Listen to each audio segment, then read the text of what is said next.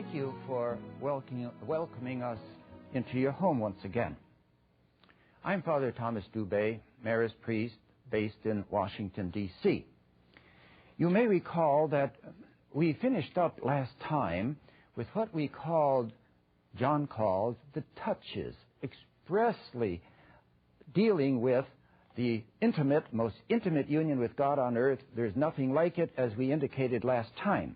Now, this week, we're going to take up expressly, after a little bit of a linking, we're going to take up expressly the subtitle of this series of lectures, episodes, programs on St. John of the Cross. And the subtitle of our series, as you notice, is The Great Exchange. And it's going to be linked in our first few little comments here with what we did last week and then where we're going. Namely, the connection between the world in which we live, this planet Earth, and our daily lives, and the new creation to which we are called. Now, I want to recall what we finished up with last week, but I want to put it in contemporary terms, that remarkable contact, union, experience of God, the likes of which eye has not seen nor ear heard, as St. Paul tells us in 1 Corinthians. Now, I wish to use here expressions such as those I've heard over the years in spiritual direction. I am not thinking of any individual person. I'm not quoting anybody verbatim, but I am giving you in little brief statements how people have put this. And it's another way of doing what we did last week, and it serves as this link to where we go from here. Here is the kind of thing people say today in our own world. I've heard them with my own ears. And these are sincere people. They're often very intelligent. They have a deep prayer life, completely honest, and they're living the gospel well. Here is what I've heard from them. I just knew it was he, and I can't explain how. Remember, beauty is indicator of truth. It's immediate evidence of truth, and God makes himself known. You can't explain how it is, but you just know it for sure. I've heard that kind of thing often. I saw nothing. You see, it is not a vision. It's not a revelation. It's not extraordinary in that theological sense we explained in another episode. It's in the grace life. It's a normal development of communion with God. I saw nothing. It's no vision, but it's a real keen knowing and experience.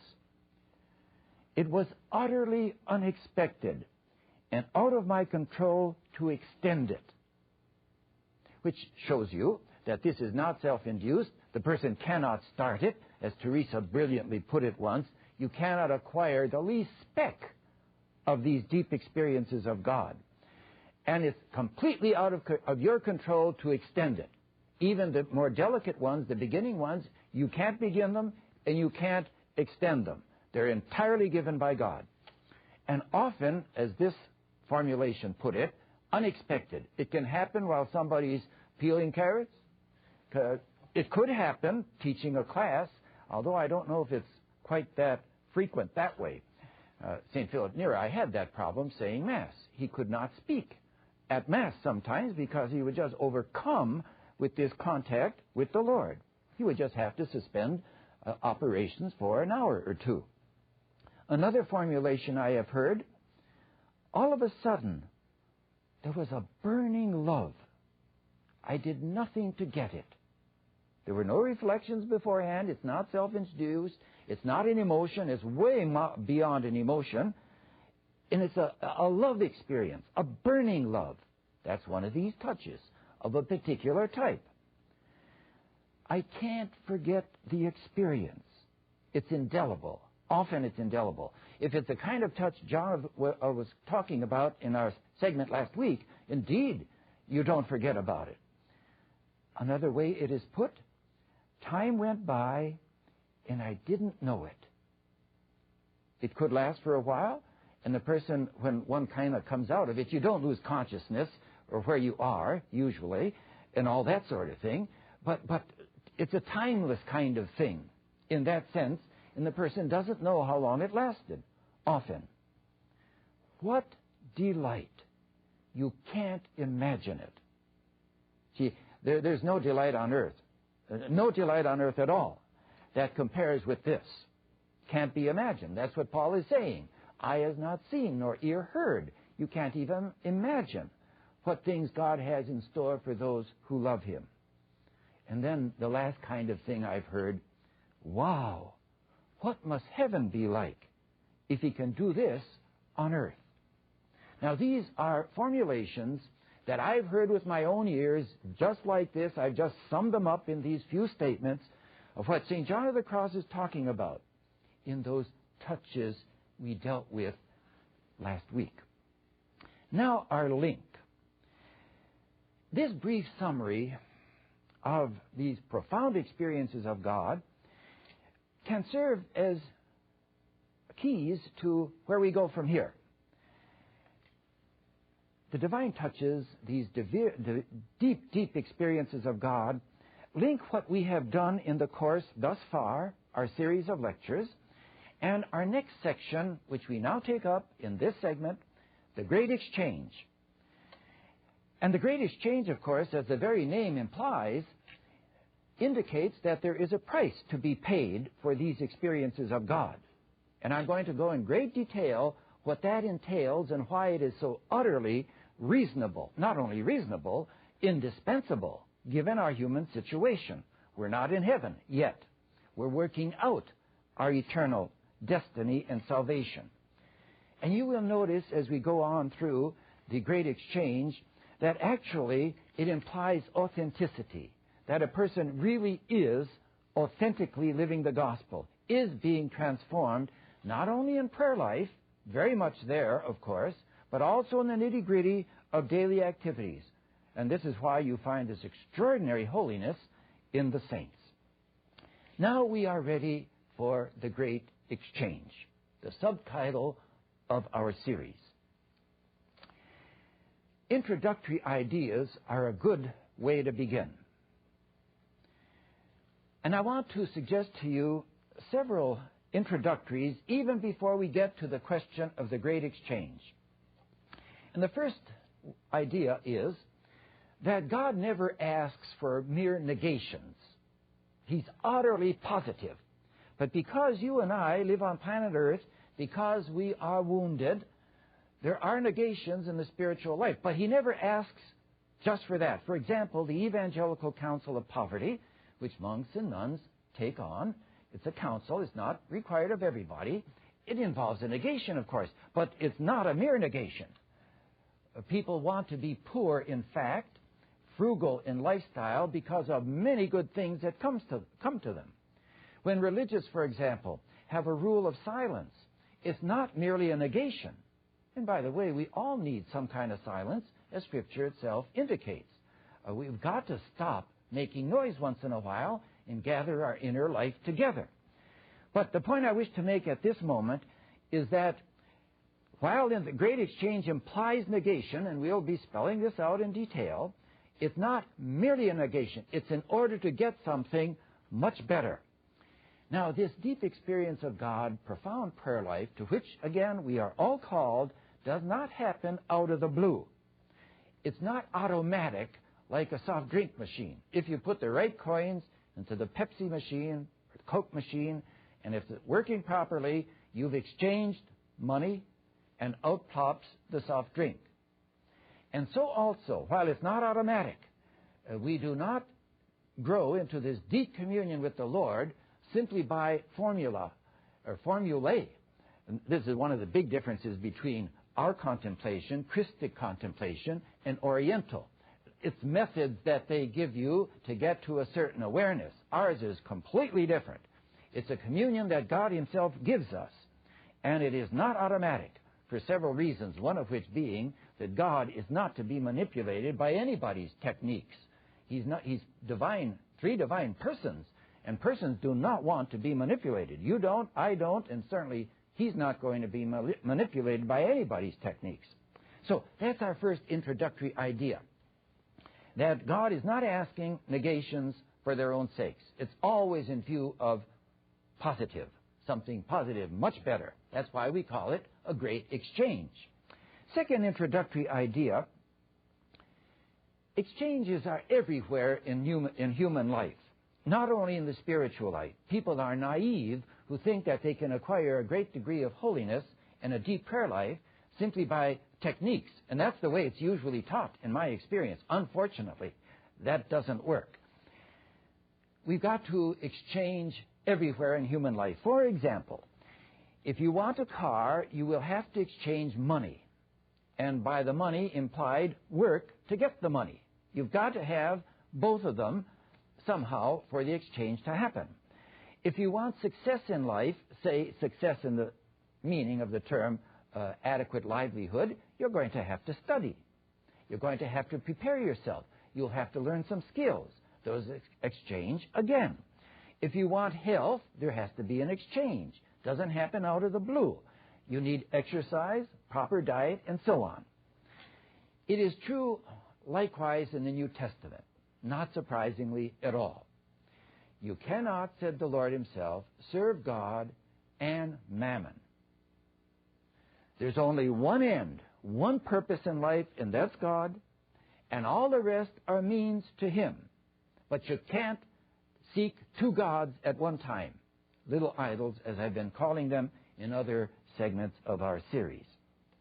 Or as the Lord puts it in Matthew 16, what does it profit a man to gain the whole world and suffer the loss of his soul? Again, an exchange is implied there.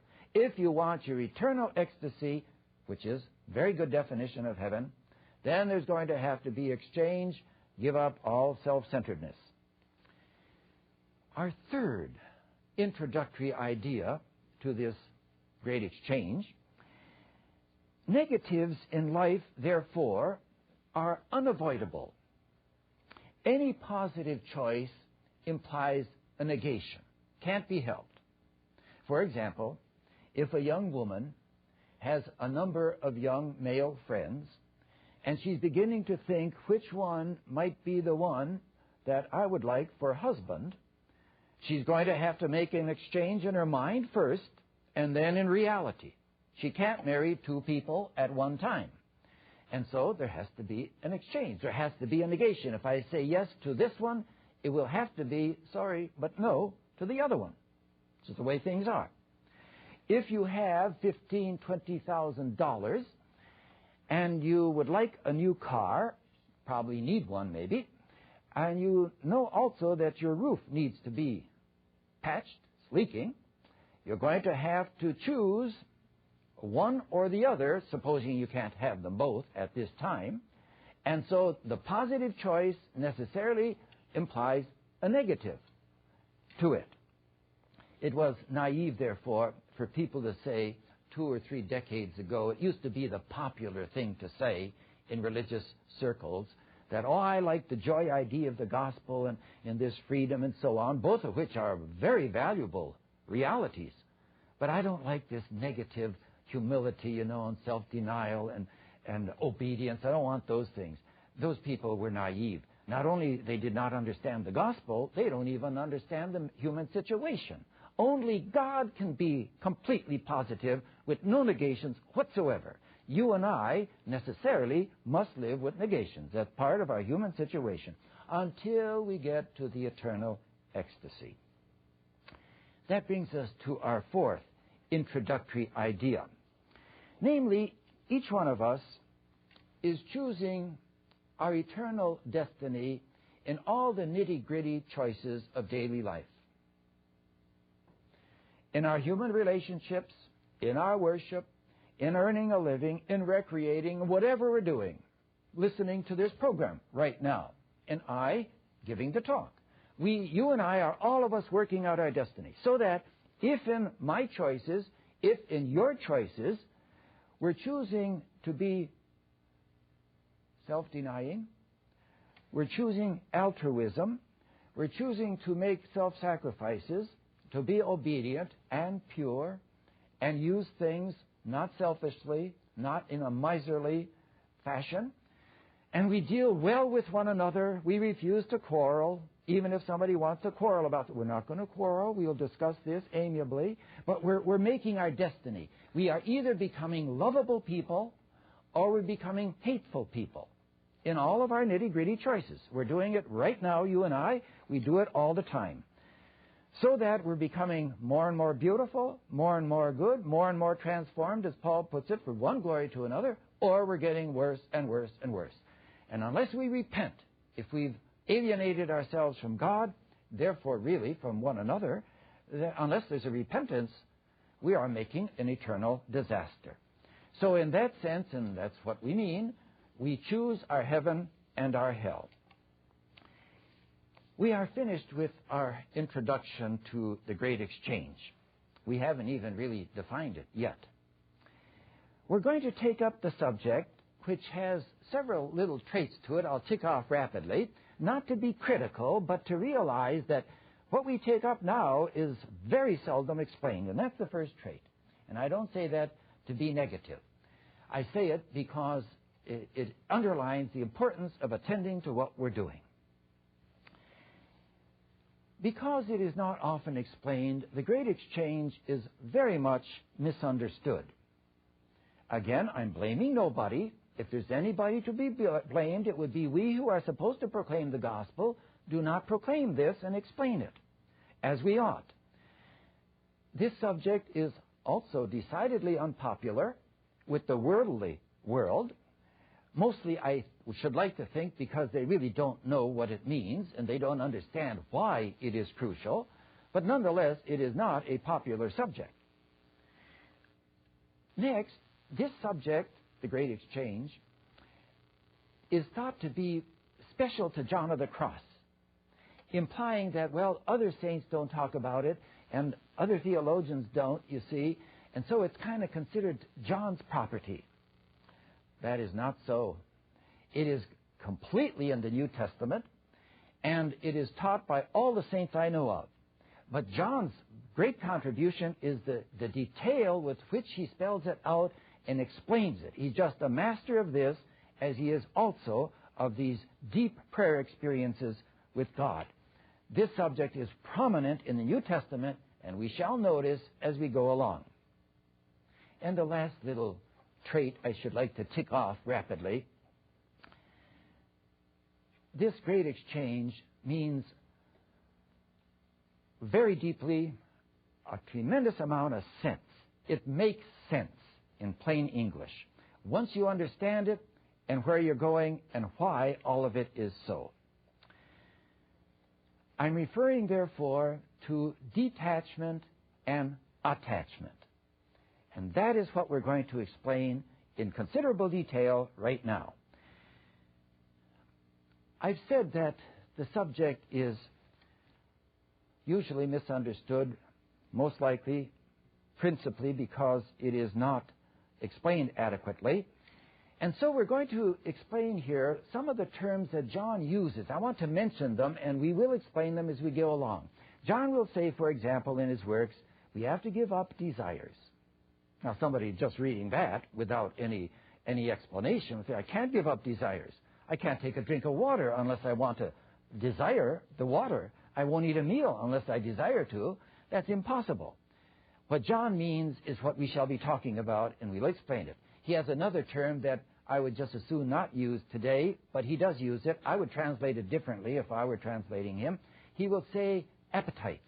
Now, for you and me, appetite means hunger before a meal. He's not talking about that. He's talking about the original Latin word, which appetitus, which means a desire, really. And what he's talking about with all of these things is what we're going to be distinguishing as attachments. And the correlative to attachment, detachment. And so we're going to be explaining John right along here. So, first of all, let me say what attachment here does not mean. Because many people do think that the three things I'm going to say are what the idea implies, and they think it's impossible, therefore. Attachments, as we use the term in this context, does not mean, number one, does not mean experiencing pleasure in things. Pleasure in itself is good. God created it. He could have made a universe that's entirely bland, with no pleasure in it at all. He didn't. He made things delightful. And there are people who think that, say, because I like apple pie, I can't be detached from apple pie because I like it so much. Experiencing pleasure is not an attachment to apple pie or to anything else. There's no doubt that there's a danger in it, that because it is pleasurable, therefore I will seek it for itself. A little idol, to use our terminology in previous episodes. Yeah, that is bad news. Because there's only one God, pleasure is not to be an idol and to be worshipped. But it's not bad. So, detachment does not mean we give up all pleasures. I'll say a little bit more about that down the road a piece. Attachment is not, therefore, experiencing pleasure. Number two of what it is not, feeling an attraction to something and someone, something beautiful. To feel that attraction, even to feel it strongly, is not an attachment. So if you look at an orchid, it's gorgeous. And of course I'm attracted to an orchid. A lovely face is attractive. And it's the normal response to be attracted to something beautiful and lovely. After all, it's a compliment to the artist that made the orchid and made the beautiful face. To be attracted to a charming personality, of course we should be attracted to all of these things and all the beauties that God has made. So the attraction is not an attachment. There is the danger, though, no fault of the attraction, no fault of the beautiful object. There's a danger of, again, making an idol out of the thing. And that's bad news, as we shall be explaining why it is bad news. So, the mere attraction is not an attachment. Number three, possessing and using things are not attachments to them. Most of us have a watch on our wrist. I have one with the vow of poverty. I don't own it. I don't own anything. I don't even know this kind of decrepit condition. New Testament. Don't own anything, which I'm delighted not to own. That's great. It's a great freedom. But in any event, I use all kinds of things. This New Testament, this watch, and so on. And I have a little travel alarm. I have to take that along with me, too. So using clothes, food, drink, coat, house, watches, and whatever else, typewriters, computers, some people need a computer, no attachment there. Now, again, we have to watch that it doesn't become an idol, that we start making a little god out of the thing and bending our knee to it. Now we're ready for a definition of an attachment. I wish it would be said on Sunday morning enough times that people really understand it, and then I wish the other things that follow would also be said, and we'd have a lot easier path to holiness. An attachment. There are three parts to the definition. It's a clinging of the will to something created for its own sake. Notice, number one, it's a willed matter, a willed clinging, a willed desire. It's not simply feeling something. So, it's a clinging of my will to something created. It could be the apple pie. It could be vanity of various types. It could be laziness. It's not only material goods, but one clings to something created, in other words, something that is not God. That's the second element. For its own sake, which means making a little God out of it. Because everything God created is to bring us to Him in this eternal ecstasy of heaven and to help others to get to Him. That's why we got so beautiful and stunning a universe, to bring us to the source of all beauty, who made the whole thing. You can't have artwork without an artist, and anybody who thinks that happened by chance is I don't want to use too strong a word, mistaken, grievously mistaken. It's just like going to Michelangelo and looking at his Pietà and say, well, that all happened by chance. You know, there was big windstorm, cosmic windstorm for centuries, and it just kind of blew that marble to that kind of shape, which, of course, is absurd. Now, won't go off into that. So that an attachment, therefore, is a willed reality, clinging, desiring something created for, secondly, for its own sake, a clinging of the will for its own sake, something created. Those are the three elements in it. Now, let's put that negatively in the terms of St. Paul. In 1 Corinthians 1:10, Paul said, whether you eat or drink or do anything else, anything, do all for the glory of God. That says positively exactly what we're saying. So what we're saying is deeply biblical. I'm simply spelling it out in intelligible modern terminology. Clinging of the will to something created for its own sake. Paul says the same thing there. In Titus 2:12, we've got another expression which many people would assume, just reading it without preparation, that this has to be an exaggeration. Says Titus, God's grace has been revealed and taught us that what we have to do is to give up everything that does not lead to God and all our worldly ambitions. Now that makes perfect sense. It fits exactly what we have been saying, that if one really accepts that God is God, supreme destiny, unspeakable, then of course you use everything to bring yourself and others to Him. We'll continue at this point next week.